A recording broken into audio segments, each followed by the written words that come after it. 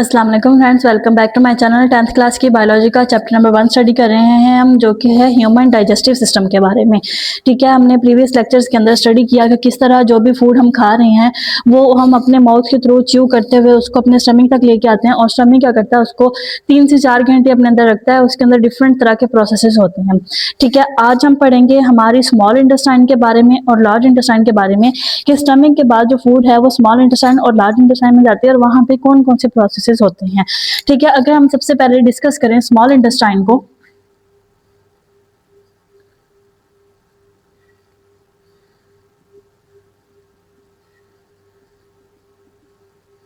जब pyloric sphincter जो है स्टमक का ओपन होता है तो 5 से 15 मिलीलीटर तक जो फूड या जो भी कायम हमारे स्टमक के अंदर होता है, तो वो कहाँ चला जाता है, वो हमारे स्मॉल इंटेस्टाइन के पास जाता है। स्मॉल इंटेस्टाइन बेसिकली बात करें तो ये 7 मीटर लॉन्ग एक ट्यूब है। ठीक है, 7 मीटर तक लंबी क्या है, ये एक ट्यूब है जो कि हमारे एब्डोमिनल एरिया में पाई जाती है। ठीक हो गया। अब जो भी फूड हमने स्टमक ने जो डाइजेस्ट की थी, पार्शियल डाइजेशन जिसकी हुई थी, उसकी कंप्लीट डाइजेशन होगी स्मॉल इंटेस्टाइन में। ठीक है, इसके बेसिकली 3 पार्ट्स होते हैं। एक होता है ड्यूडेनम, सबसे फर्स्ट पार्ट। उसके बाद आता है जेजुनम,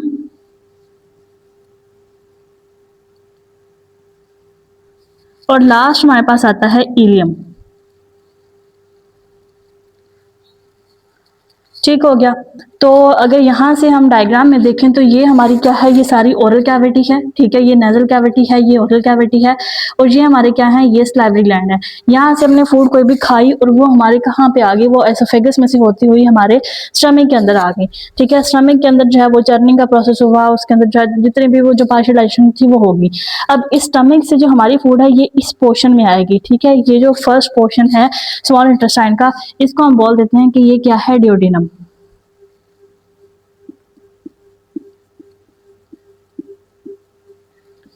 उसके बाद ये जो फूड है ये ड्यूडेनम से होती हुई जो है सेकंड पोर्शन तक चली जाएगी, उसको हम बोलते हैं कि वो क्या है, जेजुनम। जेजुनम से जो है हमारी फूड चली जाएगी लास्ट पोर्शन में, उसको हम बोलते हैं इलियम। इलियम से जो है वो फूड हमारी जाएगी लार्ज इंटेस्टाइन में। लेकिन इस सारे सफर के अंदर फूड के अंदर क्या आएंगे, बहुत ज्यादा चेंजेस आएंगे। ठीक है, अगर हम बात करें तो ड्यूडेनम जो है ये 2.5 सेंटीमीटर लॉन्ग होती है। ठीक है, जुजिनम भी 2.5 सेंटीमीटर लॉन्ग होती है। इसका सबसे जो बड़ा पार्ट है वो इलियम है, जो कि 4 मीटर यानी कि 13 फीट तक लंबा होता है। सही है। अब अगर हम बात करें कि हमने प्रीवियस लेक्चर में देखा कि जो स्टमक है इसके अंदर HCl आता है, पेप्सिनोजन आता है, जो कि इतने हैवी जो है एसिडिक एसिड्स हैं कि वो लोहे तक को पिघला सकते हैं। ठीक है, लोहे तक को डाइजेस्ट कर सकते हैं। तो जब हमारा स्टमक तो इसलिए महफूज है कि वहाँ पे म्यूकस की लेयर मौजूद है। जब वो इतना एसिडिक जो भी लिक्विड है वो हमारे इंटेस्टाइन में ड्यूडेनम में आएगा, ड्यूडेनम के अंदर ऐसा कोई म्यूकस मौजूद नहीं होता। ठीक है, तो क्या वो उसकी जो बाउंड्री है, उसकी जो वाल्स हैं, उनको कोई डैमेज नहीं होगा। इसके लिए भी नेचर ने क्या किया है, हमारा लीवर, ठीक है, लीवर के अंदर बनाया है हमारा गल ब्लैडर, और स्टमक के बिल्कुल नीचे ये जो ग्रीन पार्ट आपको नजर आ रहा है, ये बेसिकली क्या है, ये पैंक्रियाज है।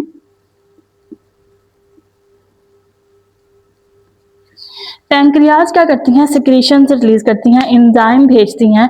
ठीक है, और इसी तरह ये जो हमारा गॉल ब्लैडर है ये भी क्या करता है, अपनी सिक्रीशन भेजता है, जिसको बाइल जूस कहा जाता है। अब ये जो बाइल जूस है और जो पैंक्रियाटिक जो सिक्रीशंस हैं यहाँ पे मिल जाती हैं, यहाँ से यहाँ पे जाके जो है ये रिलीज कर देते हैं अपने ड्यूडेनम के अंदर। अब क्या होता है कि जो पैंक्रियाज में से जो भी आ रही है सिक्रीशन, वो इस एसिड को न्यूट्रलाइज कर देती है। ठीक है, एसिड को जब न्यूट्रलाइज करेगी, न्यूट्रलाइज कैसे करेगी, इसके अंदर होते हैं बाइकार्बोनेट्स। बाइकार्बोनेट्स इसके अंदर होते हैं, जो कि बेसिकली क्या होती हैं, बेसिस होती हैं। जब एसिड और बेस मिलता है तो न्यूट्रलाइजेशन रिएक्शन होता है और उसके रिजल्ट में साल्ट बनते हैं। ठीक है, तो जब यहाँ से एसिड आ रहा है, पैंक्रियाज बेस भेज रही है, तो इस ड्यूडेनम एरिया के अंदर जाके वो क्या करेंगी, न्यूट्रलाइज हो जाएंगी, और एसिडिक इफेक्ट उसका बिल्कुल ही खत्म हो जाएगा, और हमारी जो स्मॉल इंटेस्टाइन है इसको कोई डैमेज नहीं होगा। ठीक हो गया। इसके अलावा ये जो पैंक्रियाज है ये क्या करती है, जो हमारी पैंक्रियाज है ठीक है। एक तो ये रिलीज करती है बाइकार्बोनेट, ताकि जो भी फूड आ रही है वो क्या हो जाए, न्यूट्रलाइज हो जाए। इसके अलावा ये जो पैंक्रियाज है ये क्या करती है, 3 तरह के एंजाइम रिलीज करती है, ठीक है, जिसके अंदर आ जाते हैं लाइपेज एंजाइम आ जाते हैं, अमाइलेज एंजाइम आ जाते हैं और ट्रिप्सिन एंजाइम आ जाते हैं। अब चूंकि जो हमारी स्मॉल इंटेस्टाइन है इसने क्या करनी है, यहाँ पे कंप्लीट डाइजेशन होनी है, ठीक है, यानी कि जितनी भी जो फूड अनडाइजेस्टेड आ रही है उसको कंप्लीटली क्या हो जाएगी, यहाँ पे आके डाइजेस्ट हो जाएगी। हमने माउथ में भी ये कहा था पार्शियल डाइजेशन हो रही है, और स्टमक में भी हमने यही कहा था कि फूड की पार्शियल डाइजेशन हो रही है, कंप्लीट डाइजेशन नहीं हो रही। कंप्लीट डाइजेशन उसकी इस इंटेस्टाइन्स में जाके होती है, ठीक है। तो ये जो लाइपेज एंजाइम है ये किसकी तोड़फोड़ करता है, लिपिड की, ठीक है। अमाइलेज एंजाइम कार्बोहाइड्रेट्स की, और ट्रिप्सिन एंजाइम किसकी करता है, प्रोटीन की। प्रोटीन हमारे स्टमक के अंदर भी डाइजेस्ट हो रही है, ठीक है, जो कार्बोहाइड्रेट है हमारे माउथ और स्टमक के अंदर हो रहे हैं, लेकिन कंप्लीट डाइजेशन नहीं होती इनकी, वहां पे पार्शियल डाइजेशन होती है। तो इनकी जो कंप्लीट कोई एक आधा रह जाता है उसको तोड़ फोड़ के प्रोटीन के अमाइनो एसिड बन जाते हैं, कार्बोहाइड्रेट से शुगर बन जाती है, लिपिड से जो है वो फैटी एसिड्स बन जाते हैं, ठीक हो गया। इसके अलावा अगर हम बात कर लें अब कि ये जो बाइल मौजूद है, बाइल डक्ट मौजूद है, ठीक है, लीवर का क्या रोल है, और ये जो गाल ब्लैडर है, बेसिकली ये जो लीवर है ये हमारे स्टमक के नीचे और एक साइड पे करके थोड़ा सा पाया जाता है, इसके अंदर होता है हमारा गाल ब्लैडर, ठीक हो गया।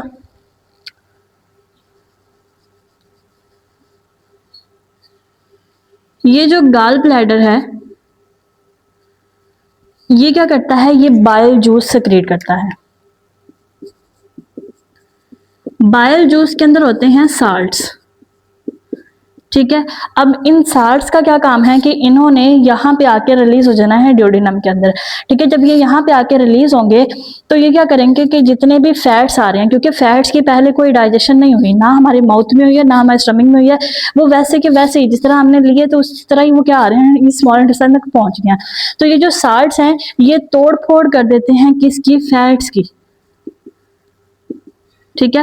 फैट्स को तोड़ते हैं और उसको क्या कर देते हैं, ड्रॉपलेट्स में चेंज कर देते हैं, छोटे छोटे से जो है उनके पार्ट्स में चेंज कर देते हैं, फैट ड्रॉपलेट्स में। और इस प्रोसेस को हम क्या बोलते हैं, इमल्सिफिकेशन।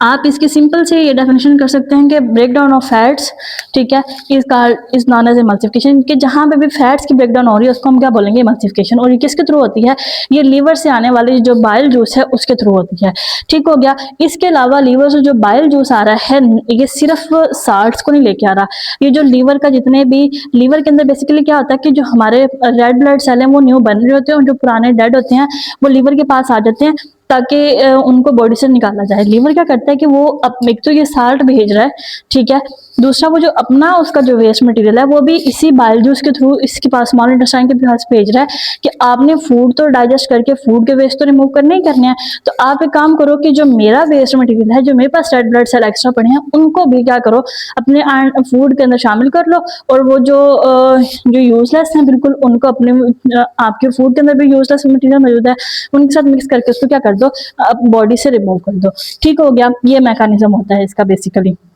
इसके बाद हम देख लेते हैं कि ये जो स्मॉल इंटेस्टाइन है इसके अंदर फूड की एब्जॉर्प्शन किस तरह होती है। यानी हमने ये तो देख लिया कि कंप्लीट डाइजेशन इसकी फूड के अंदर होगी, लेकिन इस यहाँ पे क्या हो रही है, फूड की एब्जॉर्प्शन भी हो रही है।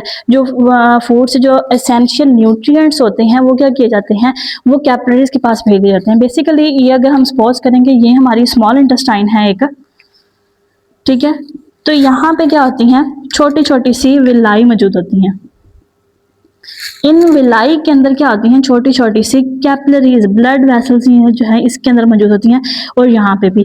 अब क्या है कि ये जो न्यूट्रिएंट्स हैं यहाँ पे बहुत ज़्यादा हैं, ब्लड के अंदर वेस्ट ज़्यादा है, तो एक्टिव ट्रांसपोर्ट का मैकेनिज्म होता है, डिफ्यूजन का मैकेनिज्म होता है। ये इन दोनों मैकेनिज्म में ये होता है कि एक चीज़ जो कि एक जगह पे ज़्यादा मौजूद है वो वहाँ से ट्रैवल करके उस जगह पे चले जाती है जहाँ पे वो कम है।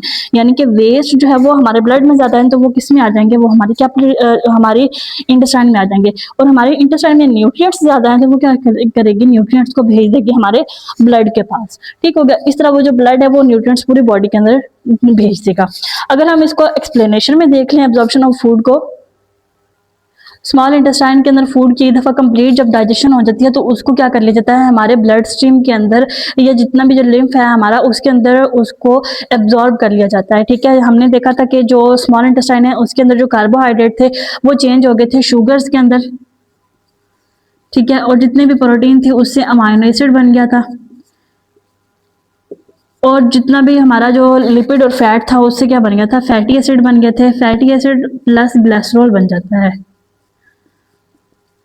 ठीक है, अब इनकी क्या होनी होती है, हमारे ब्लड के अंदर एब्जॉर्प्शन नहीं होती है, यानी कि ये जो न्यूट्रिएंट्स हैं इन्होंने कहाँ जाना था, हमारे ब्लड के अंदर जाना था और ब्लड से पूरी बॉडी के अंदर इसको ट्रांसपोर्ट कर दिया जाता है। अब एक दफ़ा कंप्लीट डाइजेशन होगी, इसके बाद जो स्मॉल इंटेस्टाइन है ये क्या करता है, इसको ब्लड के अंदर भेज देता है। किस तरह भेजता है कि अगर हम स्मॉल इंटेस्टाइन को ओपन करके देखें तो इसके अंदर बहुत सारे फोल्ड्स होते हैं। ठीक है, फोल्डेड फॉर्म में ये मौजूद होती है। अब आपको देखें कि एक 7 मीटर जो है एक रोड समझ लें या ट्यूब समझ लें, आपके पेट वाले एरिया में बहुत थोड़ी सी जगह पे जो है ये फोल्ड होके पड़ी है, तो इसके अंदर भी जो है बहुत सारे फोल्ड होते हैं। फोल्ड होने के अलावा इनके अंदर छोटी छोटी सी टीनी सी टाइनी सी जो है प्रोजेक्शंस होती है, जिसको हम क्या बोलते हैं, विलाई बोलते हैं, या इसको हम सिंगल विलस भी बोल देते हैं। ठीक है, ये जो टाइनी सी, ये जो छोटी छोटी सी आपको हेयरी लाइक जो प्रोजेक्शन नजर आ रही है, इसको अगर हम जूम आउट करके देखें तो ये इस तरह की जो है हमारे पास नजर आती हैं। ठीक है, इस तरह की जो है ये बाहर से नजर आती है, और इसको अगर हम खोल के देखें तो इस तरह की होती है। इसके अंदर ये जो है वो ब्लड कैपिलरीज हैं, ठीक है, या लिम्फ वेसल्स इसके अंदर मौजूद हैं। ठीक है, तो इसको हम बोलते हैं ये क्या है, विलस है। अब इस विलस के अंदर क्या होता है, एक तो इसके अंदर ब्लड कैपिलरीज होती हैं,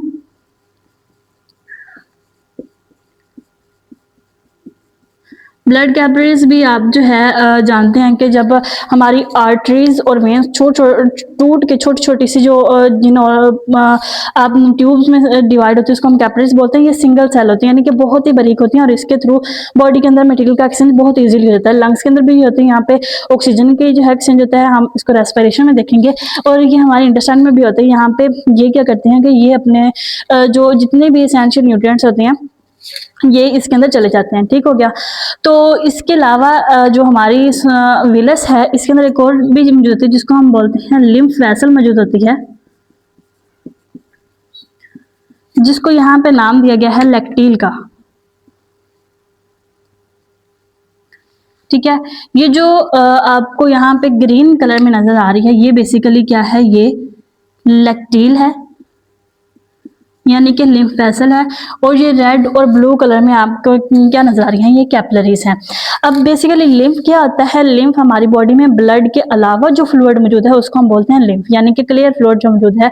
ठीक है, और लिम्फ वेसल क्या है, यानी जिसके अंदर क्लियर फ्लूइड कैरी किया जा रहा है। अब यहाँ पे ये दो चीजें मौजूद हैं, एक तो ब्लड कैपिलरीज है, दूसरी लिम्फ वेसल है। इसके अंदर खून है हमारा और इसके अंदर क्लियर सा फ्लूइड है। ठीक है, ब्लड वेसल्स क्या करती हैं, जितने भी हमारे अमाइनो एसिड्स और जो शुगर्स हैं वो कहाँ चली जाती हैं, ब्लड कैपिलरीज में चली जाती हैं, और ये कैपिलरीज क्या करती हैं, इनको लेके हमारे लीवर के पास आ जाती हैं। ठीक है, यानी कि ब्लड कैपिलरीज के पास जाती हैं शुगर और अमाइनो एसिड, और ये लेके उसको किसके पास चली जाती हैं, लीवर के पास, और लीवर उसको फिर कहाँ भेज देता है, हमारे हार्ट के पास। हार्ट से वो पंप होकर पूरी बॉडी के पास चला जाएगा। जो लिम्फ वेसल है इसने क्या करना होता है कि जितने भी फैटी एसिड और ग्लिसरॉल हैं ये जाते हैं लिम्फ वेसल के पास, लैक्टील के पास। ठीक है, लैक्टील से जो है वो जाते हैं हमारे पास जो मेन इनकी लिम्फ जो हमारे पास लिम्फ नोड क्या लें इसको, या लिम्फ वेसल बोल रहे हैं, उसके पास जाते हैं, और ये इसको हार्ट के पास ले जाती है। हार्ट के पास ले जाके इसको ब्लड के अंदर ड्रेन करती है, ब्लड के अंदर ड्रेन करने के बाद ये हमारे हार्ट में जाता है। ठीक है, और उसके बाद ये क्या कर देता है, पूरी बॉडी को ट्रांसपोर्ट कर दिए जाते हैं। ठीक हो गया, तो इस ये होती है हमारे पास मुकम्मल एब्जॉर्प्शन, यानी कि जो डाइजेस्टेड फूड है उसको मुख्तलिफ कैपिलरीज के थ्रू और लिम्फ वेसल के थ्रू जो है ब्लड के अंदर भेज दिया जाता है। अब किस मैकेनिज्म के थ्रू जाती हैं, ये एक तो जाती हैं डिफ्यूजन के थ्रू, दूसरा ये जाती हैं एक्टिव ट्रांसपोर्ट के थ्रू। डिफ्यूजन क्या होता है कि डिफ्यूजन एक ऐसा अमल होता है कि जहाँ पे आप समझ लें कि आप एक बैलून लें, उसके अंदर छोटा सा एक होल कर दें किसी पिन की मदद से, तो वो जो गैस उसमें से निकलेगी उसको बोलते हैं डिफ्यूजन है। यानी कि थोड़ी सी जगह देख के जब एक चीज़ जो है वो दूसरी तरफ मूव करना शुरू कर दे तो उसको हम बोलते हैं डिफ्यूजन, लीक हो जाना बेसिकली। एक्टिव ट्रांसपोर्ट की एक चीज़ या एक कोई भी फूड जो है वो एक जगह पे हाई क्वांटिटी में मौजूद है, ठीक है, और दूसरी जगह पे लो क्वांटिटी में मौजूद है, तो यहाँ से ट्रैवल करके जो है वो लो क्वांटिटी की तरफ चले जाए, इसको हम बोलते हैं एक्टिव ट्रांसपोर्ट। ये दोनों मैकेनिज्म यहाँ पे हो रहे हैं हमारे, ठीक है, यानी कि यहाँ पे हमारी फूड है आई हुई है विलाई के पास, और ये जो है हमारे कैपिलरीज और जितनी भी वो हमारी लिम्फ वेसल है वो मौजूद है। तो एक्टिव ट्रांसपोर्ट होगी, डिफ्यूजन होगी, तो जो न्यूट्रिएंट्स हैं वो कहाँ चले जाएंगे, हमारे ब्लड के अंदर चले जाएंगे। पीछे जो चीज़ें बच जाती हैं वो अनडाइजेस्टेड होती हैं, वेस्ट मटेरियल होते हैं, और वाटर होता है, उसको भेज दिया जाता है लार्ज इंटेस्टाइन में। जो लार्ज इंटेस्टाइन है वहाँ पे जाके वाटर की एब्जॉर्प्शन होगी, और जितने भी जो अनडाइजेस्टेड वेस्ट मटेरियल होंगे उनको बॉडी से रिमूव कर दिया जाता है, ठीक है। इसके बाद हम देख लेते हैं कि जो अनडाइजेस्टेड फूड है, यानी कि जो कि इंटेस्टाइन के अंदर उसकी डाइजेशन भी नहीं हुई और एब्जॉर्प्शन भी इसके अंदर नहीं हुई, वो कहाँ पे जाती है, ठीक है, वो जाती है लार्ज इंटेस्टाइन में। तो लार्ज इंटेस्टाइन के अंदर कौन कौन से प्रोसेस होते हैं, इसके बाद हम देख लेते हैं लार्ज इंटेस्टाइन को। स्मॉल इंटेस्टाइन में फूड के एब्जॉर्प्शन के बाद हम देख लेते हैं कि जो हमारी लार्ज इंटेस्टाइन है, ठीक है, इसके अंदर कौन कौन से प्रोसेसेस हो रहे हैं। बेसिकली जो इलियम है, लास्ट पोर्शन जो होता है स्मॉल इंटेस्टाइन का, ये जितने भी अपने पास जो अनडाइजेस्टेड वेस्ट मटेरियल होता है, यानी कि फूड के जो न्यूट्रिएंट है वो तो एब्जॉर्ब हो गए जितनी हमारी बॉडी की जरूरत थी, जो कि एसेंशियल थे। इसके अलावा कुछ ऐसी फूड भी होती है जो कि डाइजेस्ट नहीं होती, ठीक है, अच्छे तरीके से, कुछ इसके अलावा वेस्ट मटेरियल होते हैं उसके अंदर, और बहुत सारा पानी जो है वो स्मॉल इंटेस्टाइन में एब्जॉर्ब नहीं हो रहा, ठीक है। जो पानी है और अनडाइजेस्टेड फूड है, इसको स्मॉल इंटेस्टाइन भेज देती है लार्ज इंटेस्टाइन के पास। लार्ज इंटेस्टाइन के भी जो है वो 3 पोर्शन होते हैं, एक है सीकम, कोलॉन और रेक्टम। ये जो पोर्शन है जहां पे स्मॉल इंटेस्टाइन ड्रेन कर रही है लार्ज इंटेस्टाइन में, इसको हम बोलते हैं कि ये क्या है, सीकम है। ये जो पोर्शन है ये क्या है, कोलॉन है, और ये जो पोर्शन है ये क्या है, इसका रेक्टम है। रेक्टम से नीचे एनस, ठीक है। अगर हम इसके मैकेनिज्म को स्टडी कर लें तो बेसिकली ऐसा होता है कि जो भी अनडाइजेस्टेड फूड आ रही है, कौन सी फूड आ रही है हमारे पास, अनडाइजेस्टेड फूड प्लस जो वाटर आ रहा है हमारे पास, वो आ जाता है सीकम के पास, ठीक है। यानी कि वो सारा कुछ जो है वो इसके अंदर ड्रेन हो गया। अब यहाँ पे क्या हो रही है, इसके अंदर वाटर की क्या हो रही है, एब्जॉर्प्शन हो रही है। वाटर मैक्सिमम एब्जॉर्प्शन जो है वाटर की वो लार्ज इंटेस्टाइन के अंदर हो रही है, ठीक हो गया। और जो इसके अलावा जो अनडाइजेस्टेड फूड बचेगी, जब उसके अंदर से जब वाटर निकल गया तो ये क्या हो जाएगी, ये सॉलिडिफाई हो जाएगी, यानी कि सख्त होना शुरू हो जाएगी। और जब उसमें से जस्ट वेस्ट मटेरियल बच गए, वाटर भी निकल गया, जो एसेंशियल न्यूट्रिएंट थे वो तो पहले ही निकल चुके हैं, वेस्ट मटेरियल है सिर्फ, तो ये सॉलिडिफाई हो जाएगी। इसको हम बोलते हैं कि ये हमारी बॉडी का क्या है, वेस्ट मटेरियल है, और इसको हम बोल देंगे वो क्या बन गई है, फीसिस, ठीक हो गया। इन फीसिस को जो है ये कॉलोन में से होते हुए रेक्टम तक भेजा जाता है, और रेक्टम से जो है वो एनस में चली जाती है। और ये किस तरह जाती है, पेरिस्टाल्टिक मूवमेंट के थ्रू, यानी कि वो जो वेव लाइक मूवमेंट हमने पढ़ी थी एसोफेगस के अंदर, उसी मूवमेंट के थ्रू जो है इस इन वेस्ट मटेरियल को भी मूव किया जाता है, ठीक है। यानी कि इसके अंदर थोड़ा थोड़ा सा वाटर मौजूद होता है। अब हम बात करें कि इसमें क्या क्या चीज मौजूद होती है, इसके अंदर होता है थोड़ा सा वाटर होता है, मैक्सिमम वाटर एब्जॉर्ब हो जाता है। इसके अलावा इसके अंदर जो ब्रोकन रेड ब्लड सेल्स हैं, जो कि कहाँ से आए थे, हमारे इसने भेजे थे, गॉल ब्लैडर ने, लीवर ने भेजे थे अपने ब्रोकन रेड ब्लड सेल, ठीक है। इसके अलावा इसके अंदर हमारे पास अनडाइजेस्टेड फूड होती है,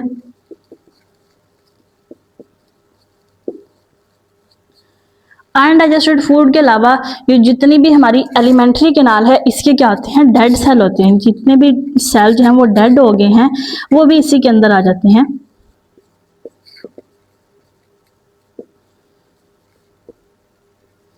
ठीक हो गया। इन सब को सॉलिडिफाई करके जो है हमारी लार्ज इंटेस्टाइन कोलोन के रास्ते से रेक्टम के पास भेजती है और रेक्टम उसको क्या करता है कि एनस के पास थोड़ी टाइम के लिए स्टोर होते हैं, उसके बाद जो है इसको इजेक्शन प्रोसेस के थ्रू रिमूव कर दिया जाता है। ठीक हो गया।